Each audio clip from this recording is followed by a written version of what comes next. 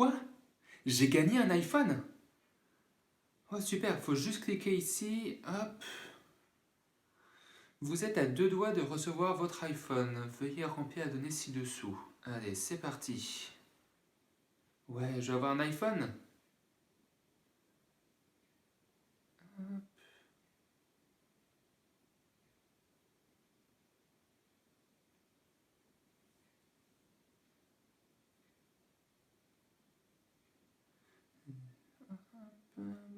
De pays. Validé. Plus qu'un clic pour savoir si vous êtes l'heureux gagnant. Hein? Validé. Pas de chance. Vous n'avez pas été tiré au sort. Retentez votre chance la prochaine fois. Mais c'est de l'arnaque!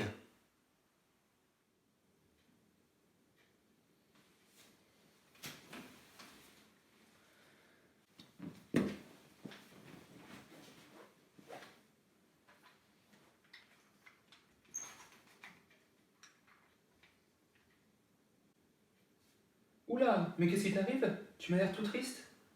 Ouais, je viens de me faire avoir. Ah bon? Mais qu'est-ce qui s'est passé? Je croyais que j'avais gagné un iPhone, mais en fait ils m'ont menti. C'est-à-dire, explique-moi ce qui s'est passé. Bon, en fait, j'étais en train de jouer sur mon téléphone, et là il y a une pub qui est apparue, et en gros c'était marqué vous avez gagné un iPhone. J'étais trop content. Du coup, il fallait que je clique sur le lien. J'ai cliqué dessus, ils m'ont demandé de renseigner mon nom, mon prénom, mon adresse, mail et toutes ces choses-là. Et puis après, une fois que j'ai tout renseigné, ils m'ont dit ah bah vous n'avez pas été tiré au sort, donc du coup bah voilà, j'ai rien eu. En fait, je me suis vraiment fait avoir. J'ai trop le seum. Tu m'étonnes. C'est vrai que c'est tentant d'y croire.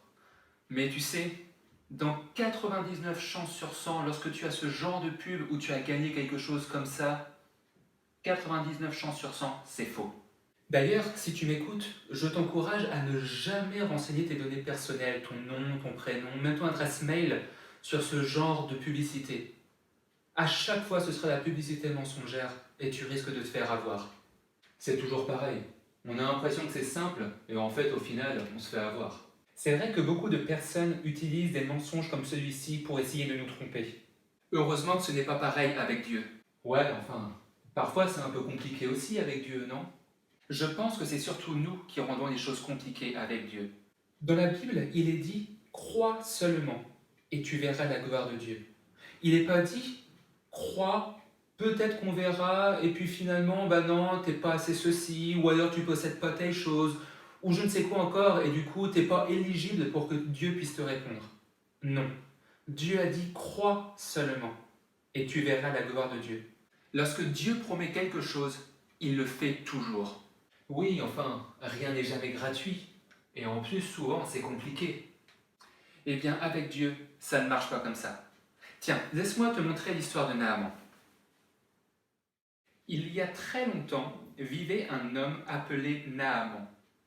C'était un grand général qui avait beaucoup d'argent, une grande maison, mais il avait un problème, c'est qu'il était malade. Il était atteint d'une maladie appelée la lèpre. C'est une maladie très grave de la peau. En fait, il y avait comme plein de taches sur sa peau.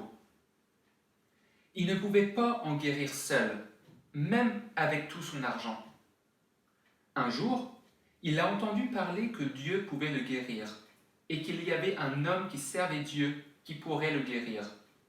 Cet homme s'appelait Élisée. Alors, Naaman prit avec lui de l'or et des cadeaux et il partit voir Élisée. Il parcourut un grand voyage et, une fois arrivé, sais-tu ce qu'Élisée a fait? Il n'est même pas sorti voir Naaman. Il a simplement envoyé un messager dire à Naaman « Va te laver 7 fois dans le Jourdain ». Le Jourdain, c'est un grand fleuve en Israël. Et ainsi, il serait guéri. Et là, Naaman s'est mis en colère. Quoi? J'ai fait tout ce voyage pour aller me laver dans ce fleuve alors qu'il y a plein de fleuves dans mon pays? Naaman était prêt à retourner chez lui. Quoi? Mais il aurait dû essayer. C'était pourtant pas compliqué d'aller se plonger dans ce fleuve. Il n'avait rien à perdre. Tu as tout à fait raison. Mais écoute la suite. Ses serviteurs s'approchèrent de lui et lui dirent : Si Élisée t'avait demandé quelque chose de compliqué, ne l'aurais-tu pas fait ? Là, il te demande quelque chose de simple. Pourquoi ne veux-tu pas essayer ? Alors, Naaman accepta. Il alla se plonger dans le fleuve, 1 fois, 2 fois, 3 fois. Et lorsqu'il ressortit la 7e fois, il était entièrement guéri. Toutes les taches qu'il avait sur son corps à cause de la lèpre avaient disparu. Waouh, c'est incroyable! Et en plus, c'était tout simple. Exactement. Et c'est la même chose avec Dieu aujourd'hui pour nous. Lorsque Dieu te demande de croire, il ne te demande pas de payer quelque chose très cher, ou il ne te demande pas non plus de faire quelque chose d'extraordinaire. Il faut simplement croire, faire confiance à Dieu. C'est ce que l'on appelle la foi. Donc en fait, si je comprends bien, Naaman n'avait pas besoin de faire quelque chose de difficile, parce que ce que Dieu attendait, c'était simplement que Naaman croie que Dieu était capable de le guérir. Et oui, en faisant quelque chose de simple, Naaman ne pouvait pas dire que c'était grâce à lui qu'il avait été guéri. Même si on peut parfois penser que c'est difficile de croire, en fait, ce n'est pas si compliqué. Mais qu'est-ce qui me dit que je ne vais pas me faire avoir comme tout à l'heure avec l'iPhone ? Dieu ne ment jamais. Lorsqu'il promet quelque chose, il l'accomplit toujours. Ne te dis pas que tu dois impressionner Dieu pour qu'il puisse agir dans ta vie. Non. Si tu fais ça, tu vas avoir l'impression que Dieu te doit quelque chose. Tu vas avoir l'impression que Dieu doit faire quelque chose pour toi parce que tu as fait ceci ou cela. Non. Ce n'est pas du tout comme ça que cela marche avec Dieu. Dieu attend simplement que tu crois en lui, que tu crois qu'il est capable d'agir dans ta situation. Alors c'est vrai, on a parfois l'impression que Dieu ne répond pas à nos prières, alors que pourtant on lui a demandé en croyant sincèrement que Dieu va répondre. Si c'est le cas, c'est que Dieu a prévu quelque chose de meilleur pour toi. Peut-être qu'il veut t'apprendre quelque chose. Peut-être qu'il a simplement quelque chose encore meilleur que tu n'avais même pas imaginé.